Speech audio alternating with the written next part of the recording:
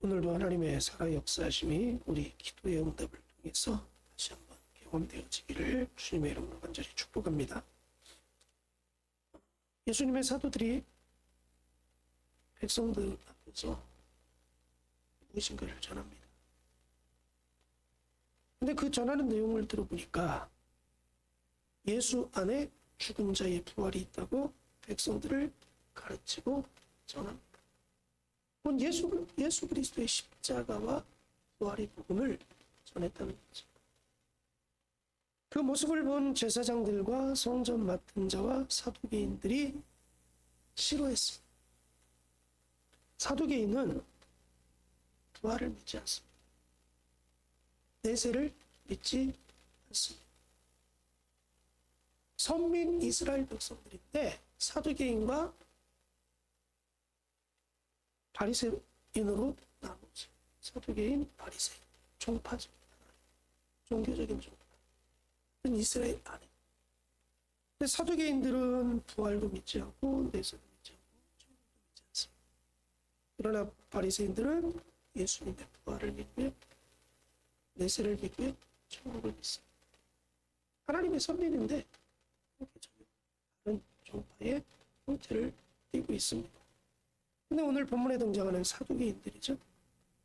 그러니까 부활을 전하니까 싫은 거예요. 왜? 믿지 않으니까. 무슨 사람이 죽었다 다시 살아나냐? 믿지 않는 거예요.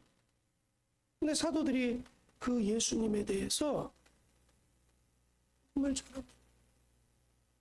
그리고 예수님 안에 죽은 자의 부활이 있다고 백성들을 가르쳐요. 왜 예수 안에 부활이 있는지. 그러면 당연히 예수님에 대해서도 가르칠 수밖에 없는 거죠. 예수님은 이런 분이다. 그 예수님 안에 예수님이 부활했기 때문에 그 예수님을 믿으면 우리들도 부활 얻게 됩니다. 부활이 뭐냐? 영원한 생명을 얻는 것이다. 영원한 생명을 얻으면 우리가 천국 간다. 사도계들이 믿지 않는 것들을 예수 그리스도 안에서 모든 것들이 이루어진다고 가르쳤고, 그래서 담대히 많은 사람들을 향해서 전파했습니다. 그 싫어하는 거죠. 그 싫어한 결과는 어떻게 돼요? 3절에 그들을 잡음에 그리고 가두었습니다. 그들을 잡아서 가둬 분리시켰다. 곧 예수 그리스도의 십자가와 부활의 복음을 전하는 것을 방해하는 거죠. 그리고 철저하게 그들을 위협하는 거죠. 장애물이 나타납니다. 방해꾼들이 나타났습니다. 그럼에도 불구하고 교회는 계속적으로 부흥해 갔습니다. 3절에 그들을 잡으면 날이 이미 저물었으므로 이튿날까지 가두었으나 말씀을 들은 사람 중에 믿는 자가 많으니 남자의 수가 약 5천이나 되었더라. 예수 그리스도의 복음을 전하는데 그걸 전하지 못하도록 방해를 했어요. 분리시켰고 가로막았습니다. 그럼에도 불구하고 교회는 계속적으로 부흥해. 여러분, 하나님의 몸된 교회가 많은 핍박과 어려움이 있었지만 그럼에도 불구하고 복음은 전해졌고, 그럼에도 불구하고 교회는 점점 부흥해 왔습니다. 예루살렘 교회가 큰 핍박 가운데 다 흩어졌지만 흩어진 사람들이 가는 곳곳마다 예수 그리스도의 십자가와 부활의 복음을 전함으로 많은 영혼들이 구원받는. 그래서 그들이 가는 곳곳마다 교회가 세워지는 놀라운 역사가 이루어졌습니다. 그 복음은 전파되었고요. 교회는 부흥됐습니다. 그렇다면 오늘 이 시대에도 교회는 부흥될 수밖에 없는 겁니다. 아무리 시대가 바뀌고 아무리 시대가 어렵다 할지라도 사도들 시대만 하겠습니다. 초대교회 시대만 하겠습니다. 많은 사람들이 순교했던 그러한 시대만 하겠습니까? 어떠한 마귀의 사단의 방해가 있을지라도 이 땅에 예수님의 피값으로 세워진 교회는 반드시 부흥될 줄 믿습니다. 언제? 전할 때 그렇게 된다는 거죠. 복음을 전할 때 10절 말씀 11절 말씀을 보니까 너희와 모든 이스라엘 백성들은 알라 너희가 십자가에 못 박고 하나님이 죽은 자 가운데서 살리신 나사렛 예수 그리스도의 이름으로 이 사람이 건강하게 되어 너희 앞에 섰느니라. 이 예수는 너희 건축자들의 버린 돌로서 진모퉁이의 머릿돌이 되었느니라. 다른 이로서는 구원을 받을 수 없나니 천하 사람 중에 구원을 받을 만한 다른 이름을 우리에게 주신 일이 없음이라 하였더라. 오직 구원은 예수 그리스도만을 통해서 얻는 것이다. 예수 그리스도의 이름으로 병자도 치유되고 예수 그리스도의 이름으로 죄사함 받고 예수 그리스도 이름으로 구원을 받는 것이다. 그래서 담대하게 그들이 복음을 전했습니다. 13절에 그들이 베드로와 요한이 담대하게 말함을 보고 담대하게 전했다. 여러분, 복음은 담대하게 전해야 됩니다. 바울도 복음을 담대하게 전했습니다. 바울의 사도행전의 여정을 쭉 따라보면 많은 대적자들이 등장했죠. 많은 핍박자들이 등장했죠. 그리고 많은 사람들이 그를 죽이려고도 했습니다. 그럼에도 불구하고 바울은 굴하지 않고 담대하게 복음을 전했습니다. 그랬더니 가는 곳곳마다 교회가 세워졌고 교회가 날마다 부흥해 갔습니다. 오늘 이 시대를 살아가는 우리 모두가 세상을 향하여 예수 그리스도의 이름으로 복음을 담대하게 전해야 됩니다. 예수 그리스도 이름 외에는 우리를 구원할 자가 없다. 왜? 하나님이 분명히 말씀하셨잖아요. 다른 이로서는 구원받을 수 없나니 구원의 길은 유일하게 하나님 예수 그리스도. 천하 사람 중 구원받을 만한 다른 이름을 우리에게 주신 일이 없습니다.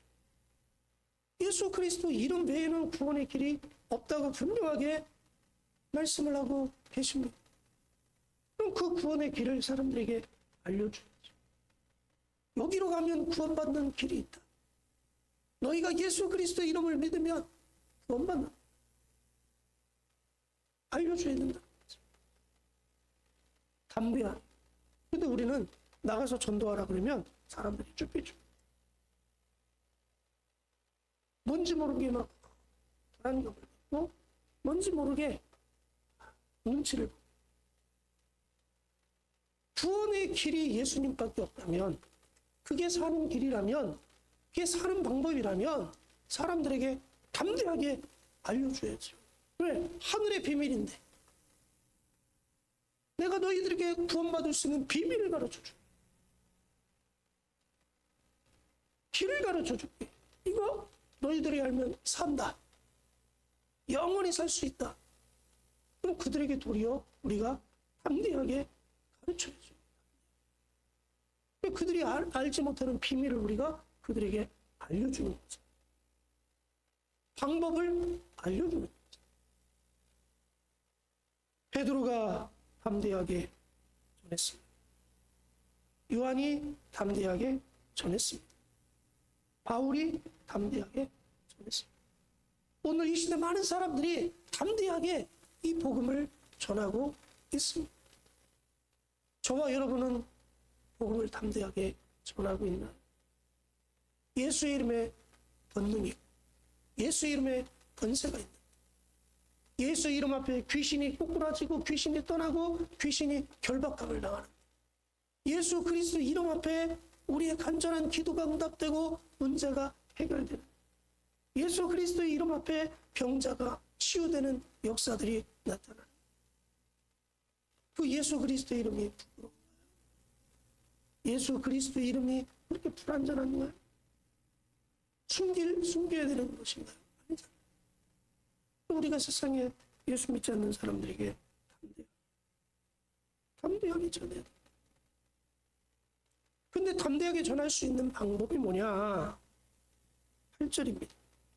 이에 베드로가 성령이 충만하여 이르되 백성의 관리들아 장로들아 그러면서 선포하기 시작했습니다. 베드로와 요한 사도도 원래 담대한 사람들이 아니었습니다. 도망갔던 사람. 부활한 예수 그리스도를 만나서도 세상을 향하여 십자가의 복음을 전하지 못했습니다. 그런데 그들이 언제 전하기 시작했어요? 오순절 마가의 다락방에 성령의 역사가 임한 다음부터 그들의 삶이 180도가 바뀌어버립니다. 가만히 머물러 있지를 못합니다. 왜? 성령께서 그들의 심령 속에 자꾸 감동을 주시고 심령 속에 복음을 전해야 된다는 마음을 불같이 가져다 주시니 견딜 수가 없는. 그러니까 나가서 복음을 전합니다. 어떻게 되죠? 담대한. 그들이 베드로와 요한이 담대하게 말함을 보고 그들을 본래 학문 없는 범인으로 알았다가 이상히 여기며 또 전에 예수와 함께 있던 줄도 알고 이상하다. 어떻게 예전에 알던 사람들이 아닌데 이렇게 담대하게 전할 수 있는 사람들이 아닌데 근데 그들이 이제 강심장을 받기 시작했습니다. 채찍 앞에 죽음 앞에 위협 앞에 흔들리지 않아요. 옛날에는 보잘것없는 계집종이 와서 너도 저와 함께 했던 자지? 그랬더니 화들짝 놀라면서 무슨 얘기냐? 난 모른다. 예수님을 부인까지 했던 사람. 근데 군병들이 칼을 들고 채찍을 들고 쏘가지고 위협하는데도 십자가의 복음을 전하고 다 전하자. 왜? 그들 안에 성령의 충만함이 있었기 때문에 그렇습니다. 베드로는 너무나 잘 아는 사람. 뭘 알아요? 성령의 충만함이 있을 때와 없을 때 차이가 무엇인지. 왜? 자기가 의지를 가지고 정말 열심히 해봤던 사람이에요. 의지를 가지고 예수님 끝까지 지키고 싶은 마음으로 있었거든. 근데 안 됐습니다. 여러분 의지 갖고 사역하는 게 아니고요. 성령 충만 갖고 사역해야 됩니다. 내가 이렇게 해야지 저렇게 해야지 아무리 의지를 갖는다 할지라도 우리 의지는요. 환경과 상황에 부딪히면 꺾이게 돼 있어요. 기가 쭉 올라가다가 어떤 상황에 딱 부딪히면 그 기가 확 꺾이게 되어 있습니다. 인간의 용기는 한계를 만나면 사그라들게 되어 있습니다. 뒤로 감추게 되어 있습니다.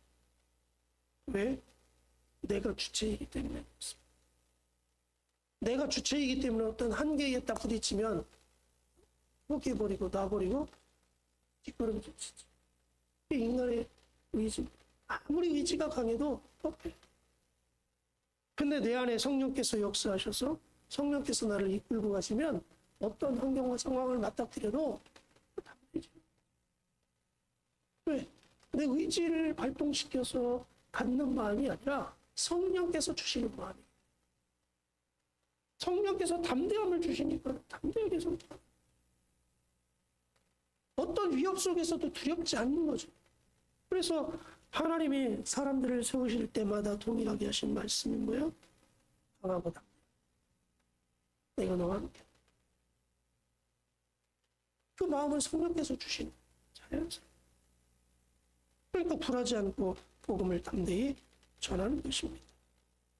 담대하다는 건 뭐예요? 하고 싶은 말을 거침없이 자유롭게 확신을 갖고 말하는 것을 담대하다.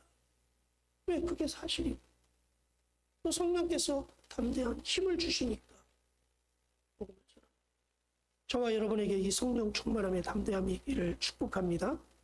그래서 우리가 세상을 향하여 예수 그리스도의 십자가와 부활의 복음을 전함으로 위기의 상황이라는 이때에, 전도하기 힘들다고 하는 이때에, 구원의 열매들이 나타나지 않는다는 이때에도 초대교회가 부흥의 것이, 저와 여러분들을 통해서 우리 교회가 부흥의 열매를 매일처럼 맺어가기를 주님의 이름으로 간절히 축복합니다.